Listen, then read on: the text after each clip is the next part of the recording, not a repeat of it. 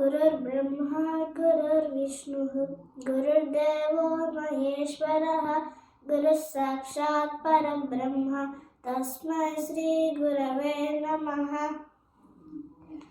वसुदेवसुतं देवं कंसचारूरमर्दनं देवकी परमानन्दं कृष्णं वन्दे जगद्गुरुं। पार्थाय प्रतिबोधितं भगवतां नारायणेन स्वयं व्यासेन ग्रथितां पुराणमुनिना मध्ये महाभारतम् अद्वैतामृतवर्षिणीं भगवतीम् अष्टादशाध्यायिनीम् अम्ब त्वामनुसन्दधामि भगवद्गीते भवद्वेषिणीम्। ॐ नमो ब्रह्मादिभ्यो ब्रह्मविद्या सम्प्रदायकर्तृभ्यो वंशर्षिभ्यो महद्भ्यो नमो गुरुभ्यः। सर्वोपप्लवरहितः प्रज्ञानघनः प्रत्यगर्थो ब्रह्मैवाहमस्मि। अथ श्रीमद्भगवद्गीता द्वादशोऽध्यायः भक्तियोगः। अर्जुन उवाच एवं सततयुक्ता ये भक्तास्त्वां पर्युपासते ये चाप्यक्षरमव्यक्तं तेषां के योगवित्तमाः। श्रीभगवानुवाच मय्यावेश्य मनो ये मां नित्ययुक्ता उपासते श्रद्धया परयोपेता ते मे युक्ततमा मता। ये त्वक्षरमनिर्देश्यम् अव्यक्तं पर्युपासते सर्वत्रमचिन्त्यं च कूटस्थमचरं ध्रुवम् संनियम्येन्द्रियग्रामं सर्वत्र समबुद्धयः ते प्राप्नुवन्ति मामेव सर्वभूतहिते रताः। क्लेशोऽधिकतरस्तेषाम् अव्यक्तासक्तचेतसा अव्यक्ता हि दुःखं देहवद्दिव वाप्यते।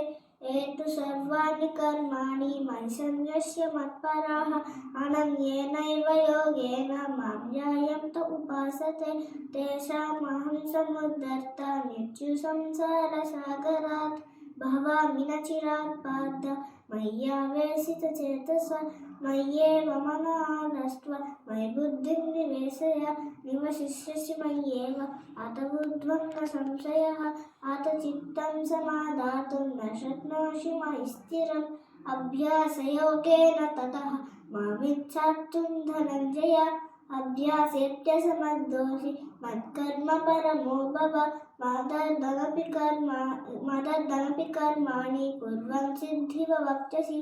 अतैतदप्यशक्तोऽसि कर्तुं मद्योगमाश्रितः सर्वकर्मफलत्यागः ततः कुरु यथात्मवान्। श्रेयो हि ज्ञानमभ्यासात् ध्यानात् विशिष्यते ध्यानः कर्मफलत्यागः त्यागात् शान्तिरनन्तरम्। अद्वेष्टा सर्वभूतानां मैत्रः करुण एव च निर्ममो निरहङ्कारः समदुःखसुखक्षमी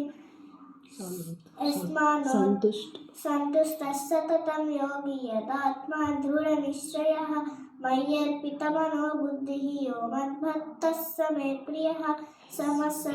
यस्मान्नो द्विजते लोकः लोकानो द्विजते च यः हर्षामर्षभयोद्वेगैर्मुक्तो यः स च मे प्रियः। अनपेक्षशुचिर्दक्षः उदासीनो गतव्यतः सर्वारम्भपरित्यागी यो मद्भक्तः स मे प्रियः। यो न हृष्यति न द्वेष्टि न शोचति न काङ्क्षति शुभाशुभपरित्यागी भक्तिमान् यः स मे प्रियः। समः शत्रौ च मित्रे च तथा मानावमानयोः शीतोष्णसुखदुःखेषु समः सङ्गविवर्जितः। तुल्यनिन्दास्तुतिर्मौनी सन्तुष्टो येन केनचित् अनिकेतस्थिरमतिः भक्तिमान् प्रियो नरः। ये तु धर्म्यामृतमिदं यथोक्तं पर्युपासते श्रद्धया मत्परमाः भक्तास्तेऽतीव मे प्रियः। इति श्रीमद्भगवद्गीतासु उपनिषत्सु ब्रह्मविद्यायां योगशास्त्रे श्रीकृष्णार्जुनसंवादे भक्तियोगो नाम द्वादशोऽध्यायः। क्षेत्रक्षेत्रज्ञविभागयोगः। अर्जुन उवाच प्रकृतिं पुरुषं चैव क्षेत्रज्ञ एव च एतद्वेदितुमिच्छामि ज्ञानं ज्ञेयं च केशव। ओम श्रीकृष्णार्पणमस्तु। लोकाः समस्ताः सुखिनो भवन्तु। ओम असतो मा सद्गमय तमसो मा ज्योतिर्गमय मृत्योर्मा अमृतं गमय। ओम शांति शांति शांति। हरि ओम।